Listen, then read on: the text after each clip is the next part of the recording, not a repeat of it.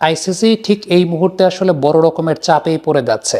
আদিল রশিদ এবং রেহান আহমেদ তারাও ভিসা পান নাই, দুজন ব্রিটিশ ক্রিকেটার, তারাও টি-20 ওয়ার্ল্ড কাপে একটা শঙ্কার মধ্যে আছেন। পরবর্তী সময় হয়তোবা পাবেন, কিন্তু এন্টায়ার ইকোসিস্টেমে একটা প্রবলেম। এর আগে আমরা দেখতে পেয়েছিলাম যে ইউনাইটেড স্টেটস অফ আমেরিকার আলী খান সহ আরও কয়েকজন ক্রিকেটার তারাও কিন্তু আসলে ভিসাটা পাননি, এবং সেক্ষেত্রে মূল বিষয়টা ছিল যে তারা পাকিস্তানি বংশোদ্ভূত কিংবা ডকুমেন্টাল কোনো জায়গাতে তাদের সঙ্গে পাকিস্তানের কোনো একটা লিঙ্কের জায়গা ছিল।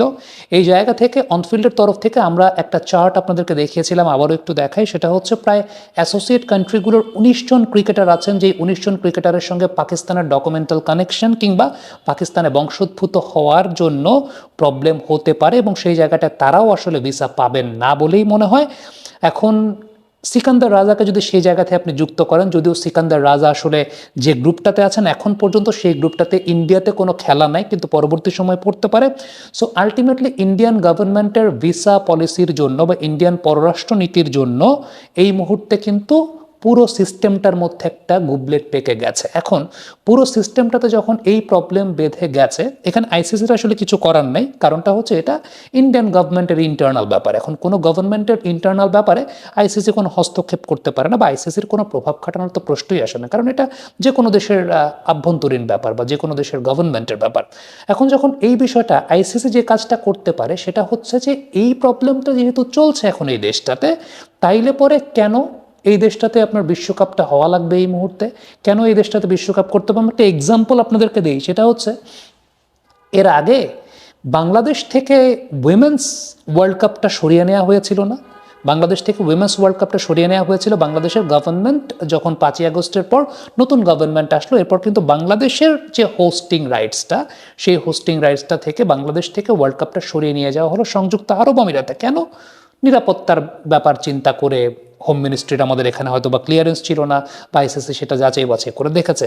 তাহলে এখন এই যে ইন্ডিয়ান গভর্নমেন্টের যে ভিসা নীতির কারণে এই প্রবলেমগুলো হচ্ছে, এবং আগামীতে যদি এই প্রবলেমগুলো, ওয়ার্ল্ড কাপের কিন্তু বেশি দিন বাকি নাই, আপনি অ্যাসোসিয়েট কান্ট্রি সহ যদি চিন্তা করে দেখেন 19 জন ক্রিকেটারের কিন্তু এই প্রবলেম হওয়ার সম্ভাবনা আছে। অলরেডি আমেরিকার কোর 3 জন প্লেয়ার এক্ষেত্রে কিন্তু বাধাগ্রস্ত হয়েছেন।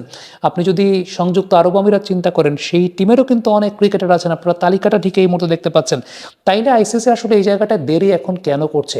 একদম প্রিটিমাচ শিওর এই প্রবলেমটা যদি বাংলাদেশের ক্ষেত্রে হতো, এই প্রবলেমটা পাকিস্তান শ্রীলঙ্কার ক্ষেত্রে হতো, তাইলে পরে কি আইসিসি এত দেরি করতো, এত সময় নিত? এই যে প্রবলেমগুলো হচ্ছে, আমার তো এটা ব্যক্তিগতভাবে মনে হয় যে হয়তো বা আদিল রশিদ এবং রেহান তারা ভিসা পেয়ে যাবেন, আদিল রশিদ এবং রেহান তারা ভিসা পেয়ে যাবেন, কিন্তু ইন্ডিয়ান গভর্নমেন্টের পলিসি অনুযায়ী পাকিস্তানি বংশোদ্ভূত এই যে 19 জন ক্রিকেটার, ইভেন সিকান্দার রাজাকে যদি আমি সেখানে যুক্ত করে নেই, 20 জন ক্রিকেটার হয়, তাইলে পরে তাদের কারোরই কিন্তু আসলে ইন্ডিয়ার মাটিতে টি-20 ওয়ার্ল্ড কাপ খেলার চান্স নাই। এখন সেক্ষেত্রে আইসিসি কোন নীতিতে যাবে? তাদেরকে কি প্রেশারাইজ করবে যে তাদেরকে ছাড়া তোমরা টিম করো? সেটা কি মগের মুল্লুক নাকি?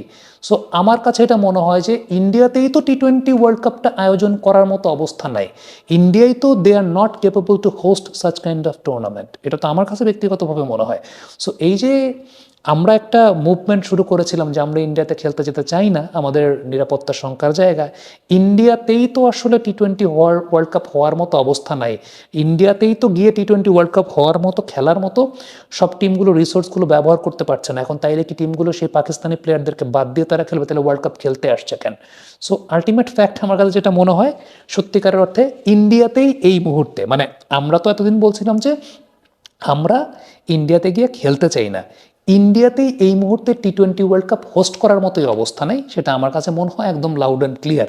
এবং আইসিসি এই জায়গাটা আমার কাছে মনে একটা বড় ধরনের প্রেশারে আছে, বড় ধরনের প্রেশারে পড়েছে। ইন্ডিয়ার এটা তো মানে বিসিসিআইয়ের কোনো কিছু না, কিংবা এটা তো আসলে আইসিসিরও কোনো কিছু না, এটা ইন্ডিয়ান গভর্নমেন্টের পররাষ্ট্রনীতি। এখন সেটার ক্ষেত্রে আমরা কোনো কিছু বলতেও পারি না যে এটা কি ঠিক নাকি বেঠিক। এটা তাদের দেশের আভ্যন্তরীণ ব্যাপার, তাদের দেশের ইন্টারনাল ব্যাপার, তাদের দেশের গোয়েন্দা সংস্থার ব্যাপার, এটা তারা তাদের মতো করে ডিল করবে। কিন্তু আমরা যেটা বলতে পারি যে তাইলে এরকম যদি হয়, ক্রিকেটের মানুষ হিসাবে আমরা যেটা বলবো যে এরকম যদি হয়, তাইলে পরে তো এতগুলো দেশ কি তাদের কোর প্লেয়ারদেরকে ছাড়া খেলবে ক্রিকেট? এতগুলো দেশ তো তাদের এখানে অনেকে এসে, ইন্ডিয়ান অনেকে এসে আসলে গালিগালাজ করতে পারেন, বাট এটা এটা আমি কাউকে খারাপ করে, কাউকে ছোট করেও কোনো কিছু বলছি না, কাউকে ব্যক্তিগত আক্রমণও করছি না, আমি ফ্যাক্টের কথাটা বলছি এই জায়গাটাতে। ফ্যাক্টের জায়গাটা এইখানেই, সেটা হচ্ছে যে এই সংকট যদি বিরাজ থাকে, তাইলে পরে টিমগুলো কি এরকম 5-6 জন প্লেয়ারকে ছাড়া এসে খেলবে ক্রিকেট? সেটা কি হয়? সেটা কি ফেয়ার কোনো কথা? সো এর আগে ইন্ডিয়াতে যখন ইলেকশন হয়েছিল তখন আইপিএল সাউথ আফ্রিকায় শিফট হয় নাই, বা আইপিএল সংযুক্ত আরব আমিরাতে শিফট হয় নাই নিরাপত্তা সংখ্যার কথা চিন্তা করে? তাইলে এখানে এখন টোটাল ওয়ার্ল্ড কাপ শিফট হইতে পারে, সমস্যাটা আসলে কোন জায়গায়? সেটা তো অতীতে তো এরকম নজিরা আছেই। কমেন্ট বক্সে আপনাদের মন্তব্য, মতামত জানতে চাই।